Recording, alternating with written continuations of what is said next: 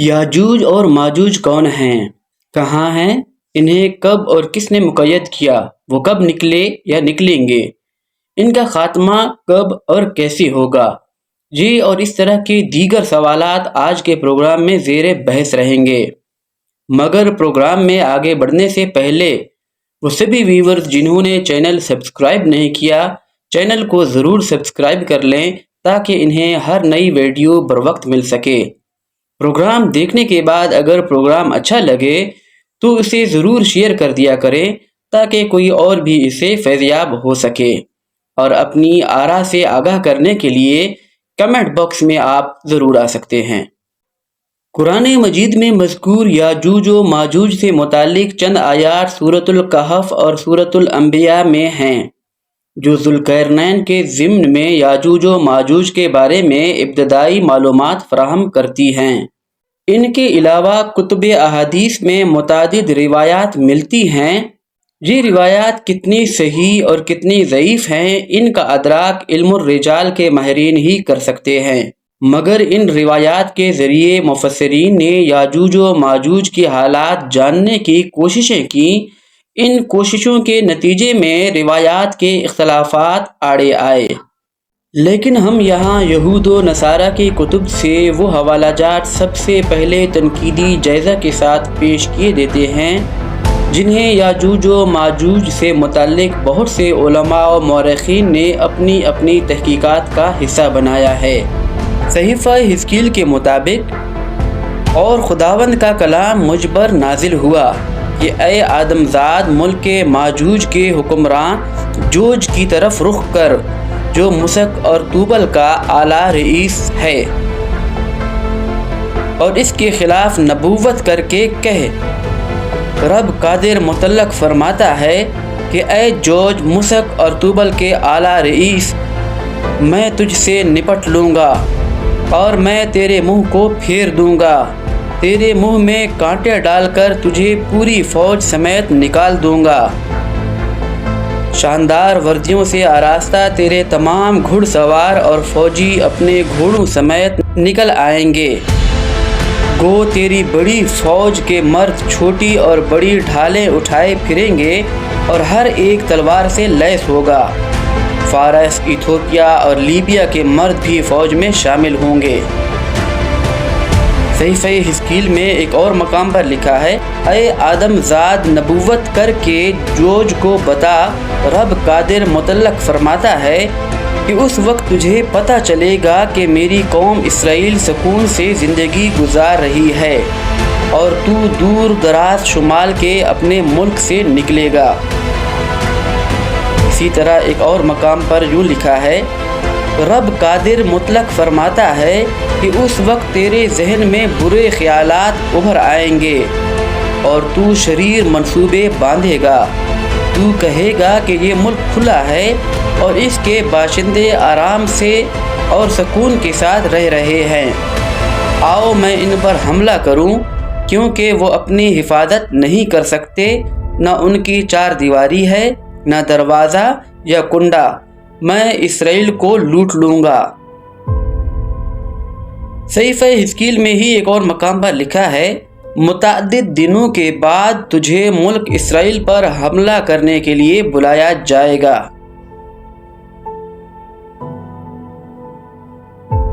اسی طرح ایک مقام پر یوں لکھا ہے، رب قادر مطلق فرماتا ہے کہ تو وہی ہے جس کا ذکر میں نے ماضی میں کیا تھا، کیونکہ ماضی میں میرے خادم یعنی اسرائیل کے نبی کافی سالوں سے پیشن گوئی کرتے رہے کہ میں تجھے اسرائیل کے خلاف بھیجوں گا۔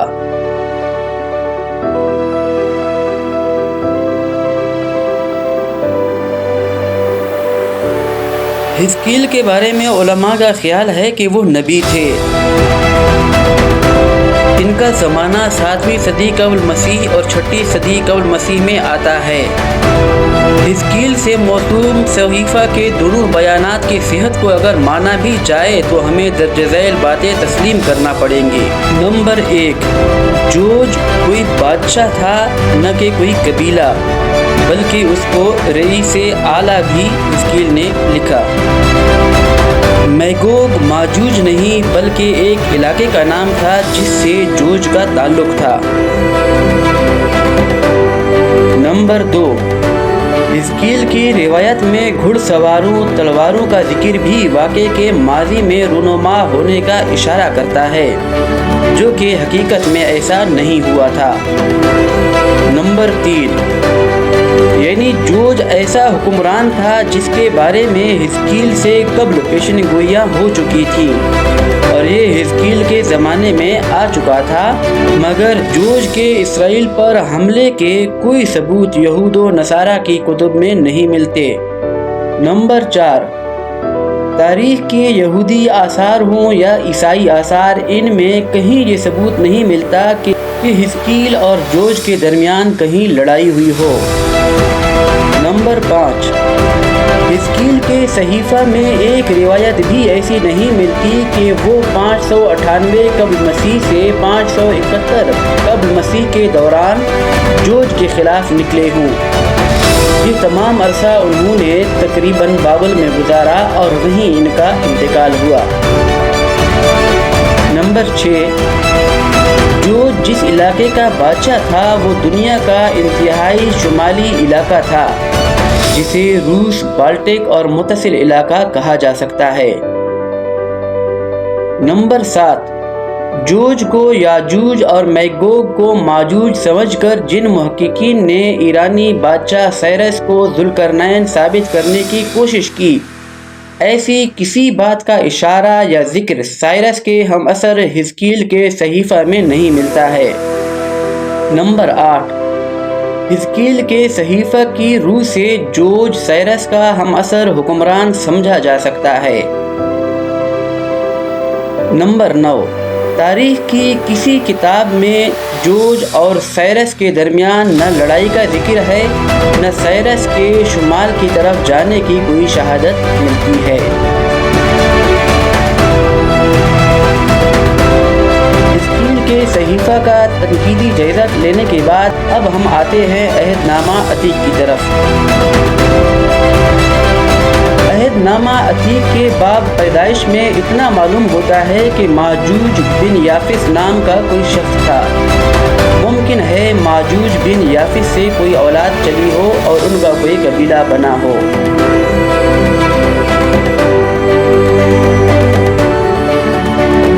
عہد نامہ عتیق کی کتاب تواریخ کے 2 حصے ہیں، جن کے بارے میں علماء یہود کا خیال ہے کہ ان کے مصنف عزرا نامی نبی ہیں، جن کتاب انہوں نے 450 سے 425 قبل مسیح میں لکھی۔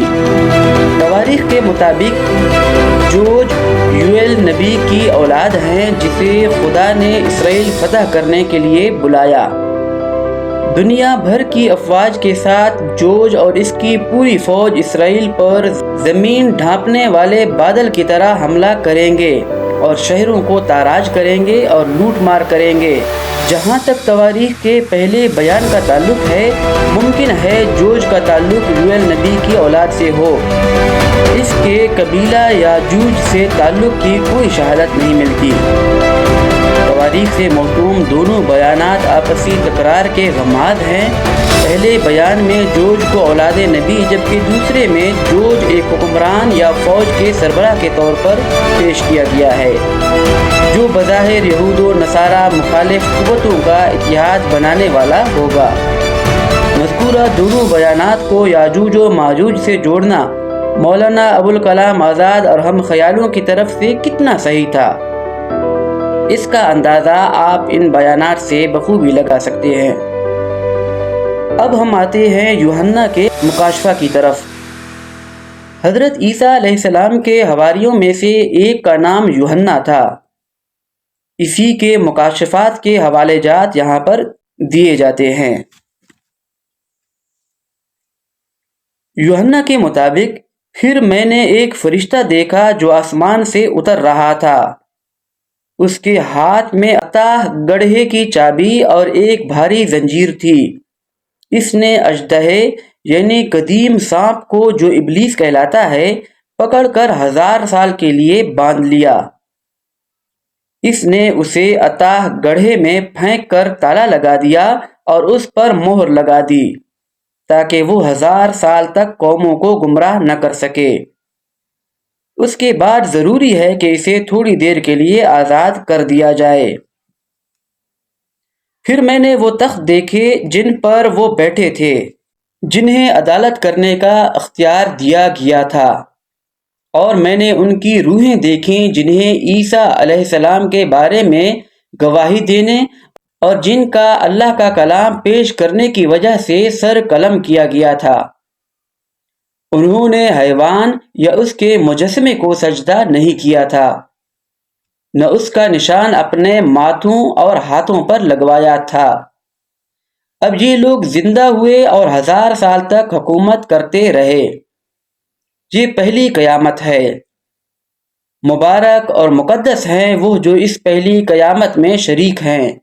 ان پر دوسری موت کا کوئی اختیار نہیں، بلکہ یہ اللہ اور مسیح کے امام ہو کر 1000 سال تک اس کے ساتھ حکومت کریں گے۔ 1000 سال گزر جانے کے بعد ابلیس کو اس کی قید سے آزاد کر دیا جائے گا۔ تب وہ نکل کر زمین کے چاروں کونوں میں موجود قوموں بنام جوج اور ماجوج کو بہکائے گا اور انہیں جنگ کے لیے جمع کرے گا۔ لڑنے والوں کی تعداد ساحل پر کی ریت کے ذروں جیسی بے شمار ہوگی۔ انہوں نے زمین پر پھیل کر مقدسین کی لشکرگاہ کو گھیر لیا، یعنی اس شہر کو جسے اللہ پیار کرتا ہے۔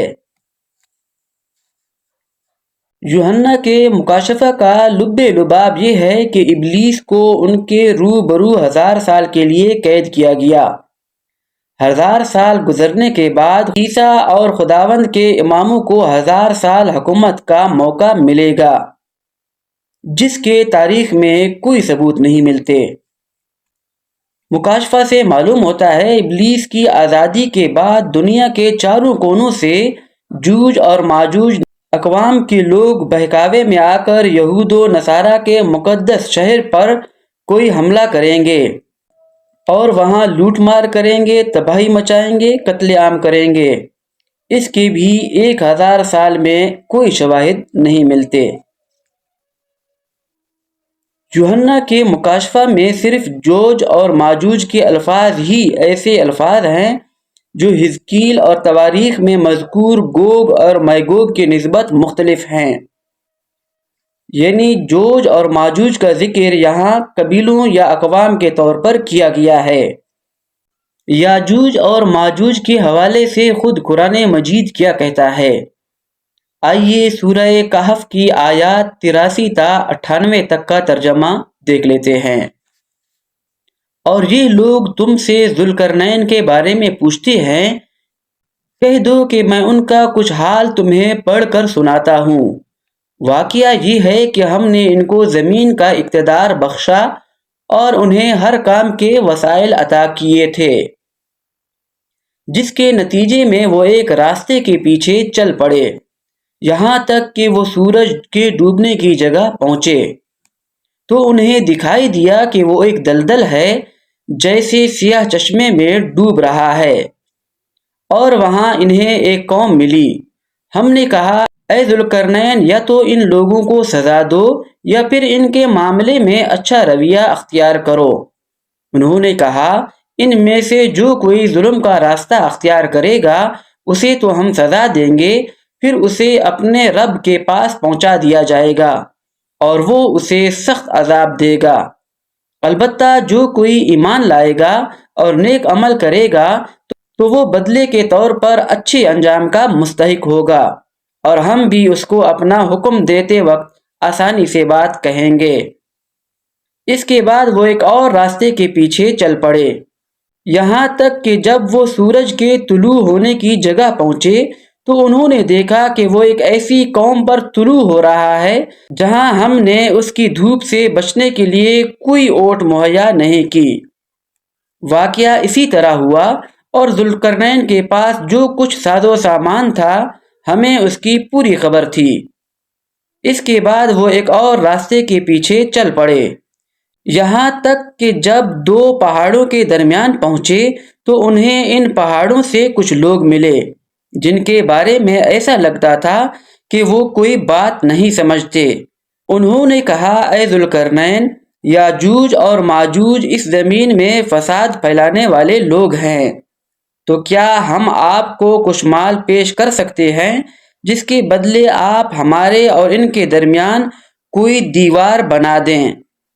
ذوالقرنین نے کہا، اللہ نے مجھے جو اقتدار عطا فرمایا ہے وہی بہتر ہے، لہذا تم لوگ طاقت سے میری مدد کرو تو میں تمہارے اور ان کے درمیان ایک مضبوط دیوار بنا دوں گا۔ مجھے لوہے کی چادریں لا دو۔ یہاں تک کہ جب انہوں نے دونوں پہاڑی سروں کو ایک دوسرے سے ملا دیا تو کہا کہ اب آگ دہکاؤ۔ یہاں تک کہ جب اس کو لال انگارہ کر دیا تو کہا کہ پگھلا ہوا تانبا لاؤ، اب میں اس پر انڈیلوں گا۔ چنانچہ یاجوج اور ماجوج نہ اس پر چڑھنے کی طاقت رکھتے تھے اور نہ اس میں سوراخ بنا سکتے تھے۔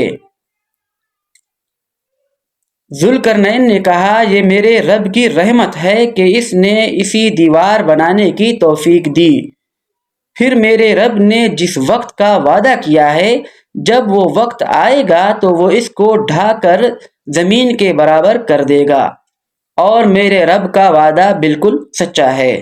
یاجوج اور ماجوج کا جب رابطہ منقطع ہو گیا تو اس بندش کے بارے میں قرآن مجید میں لفظ صد کا استعمال ہوا ہے، جسے دیوار اور روک دونوں کے معنی میں استعمال کیا جاتا ہے۔ ذوالقرنین نے یہ دیوار کہاں پہ بنائی، اس کے بارے میں تاریخ میں کچھ مذکور نہیں۔ کچھ لوگ اسے دیوار چین سمجھتے ہیں، کچھ اسے دیوار سمرقند سمجھتے ہیں، جبکہ کچھ لوگوں کے نزدیک آذربائیجان اور آرمینیا کے دو پہاڑوں کے درمیان یہ واقع ہے۔ لیکن اس حوالے سے یقین کے ساتھ کچھ نہیں کہا جا سکتا۔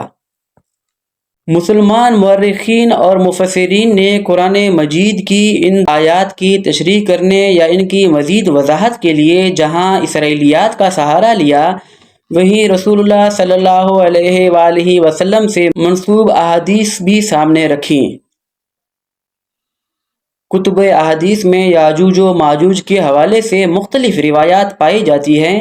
شاید یہی وجہ ہے کہ ان روایات کے آئینے میں مسلمانوں کے یاجوج و ماجوج کے حوالے سے علمی اختلافات شروع ہوئے۔ کچھ مسلمانوں کا خیال ہے کہ یاجوج و ماجوج آ چکے ہیں، جبکہ کچھ کا ماننا ہے کہ نہیں، وہ عیسیٰ علیہ السلام کے نزول کے بعد آئیں گے۔ وہ مسلمان جو یہ عقیدہ رکھتے ہیں کہ یاجوج و ماجوج عیسیٰ علیہ السلام کے نزول کے بعد آئیں گے، وہ سورہ انبیاء کی اس آیت کا حوالہ دیتے ہیں، یہاں تک کہ جب یاجوج اور ماجوج کو کھول دیا جائے گا اور وہ ہر بلندی سے پھسلتے نظر آئیں گے اور سچا وعدہ پورا ہونے کا وقت قریب آ جائے گا۔ اس طبقہ فکر کا خیال ہے کہ سچا وعدہ قیامت کا وعدہ ہے، جب قیامت نزدیک ہوگی تب یاجوج اور ماجوج کو کھول دیا جائے گا۔ اس تمام بحث و تمہیز کا خلاصہ کچھ یوں ہے۔ قرآن مجید سے قبل یاجوج و ماجوج کا ذکر گروہوں کے طور پر سب سے پہلے یوحنا کے مکاشفہ میں کیا گیا ہے۔ اس سے قبل جوج نام کا ذکر کیا جاتا ہے۔ جوج ایک بادشاہ کا نام تھا، نہ کہ کسی قبیلے کا۔ جہاں تک ماجوج کا تعلق ہے تو ماجوج کا لفظ سب سے پہلے عہد نامہ عتیق میں ملتا ہے، جہاں ماجوج بن یافس کا ذکر کیا گیا ہے۔ یافس جسے نوح علیہ السلام کا بیٹا مانا جاتا ہے۔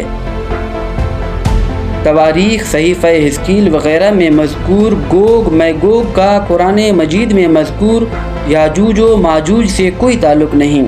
قرآن مجید میں مذکور ذوالقرنین کو سائرس یا سکندر مقدونیائی یا یمنی ہمیری بادشاہ بتانے والا طبقہ فکر بھی اپنے نقطۂ نظر کی اثبات میں کوئی ثبوت نہیں رکھتا۔ قرآن مجید میں مذکور ذوالقرنین کا ان میں سے کسی کے ساتھ کوئی تعلق نہیں تھا، نہ ہی قرآن مجید میں ذوالقرنین کے ملک، قوم، قبیلے، علاقے یا دور سے متعلق کچھ مرقوم ہے۔ عہد نامہ عتیق میں جہاں ماجوج بن یافس کا علم ہوتا ہے، وہیں ماجوج کے ساتھ توبل اور مسک اس کے بھائیوں کا ذکر بھی ملتا ہے۔ माजूज तूबल और मुसक की औलाद शुमाल के किर्रा में आबाद हुई। मुमकिन है याजूज भी माजूज के साथ इसी शुमाली किर्रे में रहते हों। शायद जुल्करनैन का तीसरा मुमकिना सफ़र, जिसकी समत के बारे में कुरान मजीद में कुछ मरकूम नहीं, वो शुमाल की तरफ हुआ होगा। जुल्करनैन को जिस तरह तफक्कुरात के हामिल तबकात हुमैरी, अखमीनी और मकदूनियाई बतलाते हैं, वैसे ही याजूज व माजूज को यूरोपी और दीगर अक़वाम से जोड़ते हैं, जिसके सबूत के लिए कुतुब तवारीख़ में कुछ मरकूम नहीं। कुरान मजीद के नज़ूल के ज़माना तक याजूज व माजूज का कहीं खरूज नहीं हुआ था। इसका इल्म हमें सूरतुल अंबिया से होता है, जिसका हम पहले ही जिक्र कर चुके हैं। व्यूअर्स, उम्मीद है आज का प्रोग्राम आपको अच्छा लगा होगा। अपनी राय से ज़रूर आगाह कीजिए। मुझे इकबाल जाफ़र को अगले प्रोग्राम तक के लिए इजाज़त दीजिए। अल्लाह हाफ़िज़।